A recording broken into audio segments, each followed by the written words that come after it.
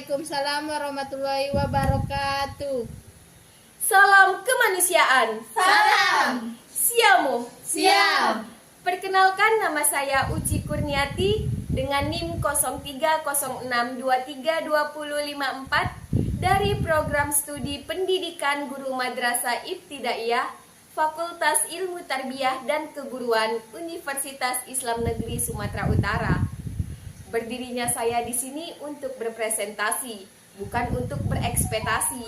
Karena ekspektasi yang terlalu tinggi akan membuat kita sakit hati. Nah, di sini saya akan mendiskusikan materi kepalang merahan tentang pertolongan pertama. Nah, teman-teman sekalian, apakah tahu apa sih itu pertolongan pertama?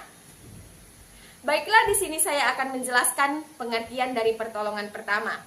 Pertolongan pertama adalah pemberian pertolongan segera kepada penderita sakit, cedera, ataupun kecelakaan yang memerlukan penanganan medis dasar. Pertolongan pertama atau disingkat dengan PP adalah pertolongan awal dengan cepat yang kita berikan kepada orang yang sakit, cedera, atau kecelakaan sebelum orang tersebut dibawa ke tempat rujukan, seperti puskesmas, klinik, ataupun rumah sakit terdekat. Nah, pertolongan pertama ini juga memiliki tujuan, yang dimana tujuannya adalah menyelamatkan jiwa penderita yang yang menderita kecelakaan, lalu juga mencegah kecacatan yang akan terjadi pada penderita. Dan selanjutnya, tujuan dari pertolongan pertama ini adalah memberikan rasa nyaman dan menunjang proses penyembuhan terhadap penderita. Pertolongan pertama juga memiliki 3 dasar hukum.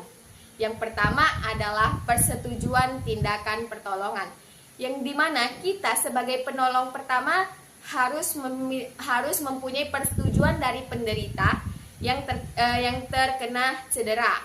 Lalu yang kedua, seorang penolong pertama mempunyai kewajiban dan kualifikasi, di mana kita sebagai penolong pertama harus mempunyai kualifikasi, sepertinya kita sebagai anggota PMI harus menolong penderita kecelakaan dan lain sebagainya.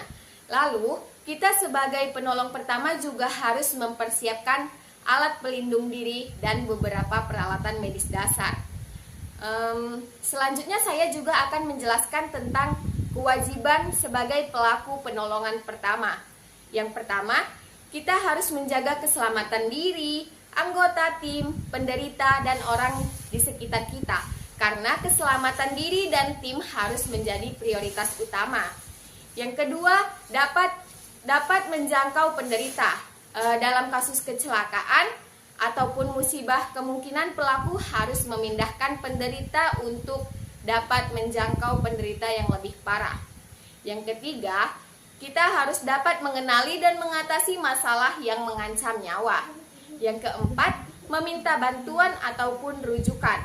Pelaku penolong pertama harus bertanggung jawab sampai bantuan rujukan mengambil alih penanganan penderita.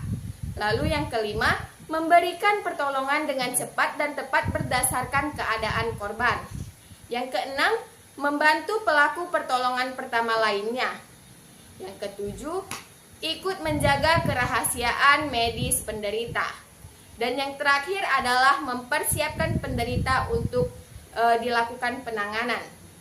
Nah, apa sih alat pelindung diri itu? Nah, sebagai pelaku pertolongan pertama, seseorang akan dengan mudah terpapar dengan cairan tubuh seseorang yang memungkinkan penolong dapat tertular oleh penyakit yang diderita oleh si penderita. Prinsip utama dalam menghadapi darah dan cairan tubuh dari penderita adalah darah dan semua cairan tubuh sebagai media penularan penyakit. Beberapa penyakit yang dapat menular diantaranya adalah seperti hepatitis, TBC, HIV atau AIDS. Di samping itu, alat pelindung diri juga berfungsi untuk mencegah penolong mengalami luka dalam melakukan tugasnya dan juga mencegah penolong pertama terkena penyakit yang diderita oleh si penderita. Nah, APD itu apa saja sih? APD itu terdiri dari sarung tangan lateks, kacamata pelindung, baju pelindung, masker penolong, masker resitasi, dan helm medis jika diperlukan. Sekian paparan materi yang dapat saya jelaskan. Lebih dan kurangnya saya mohon maaf. Billahi taufiq wal hidayah. Wassalamualaikum warahmatullahi wabarakatuh. Waalaikumsalam warahmatullahi wabarakatuh. Salam kemanusiaan. Salam. Siamo. Siap.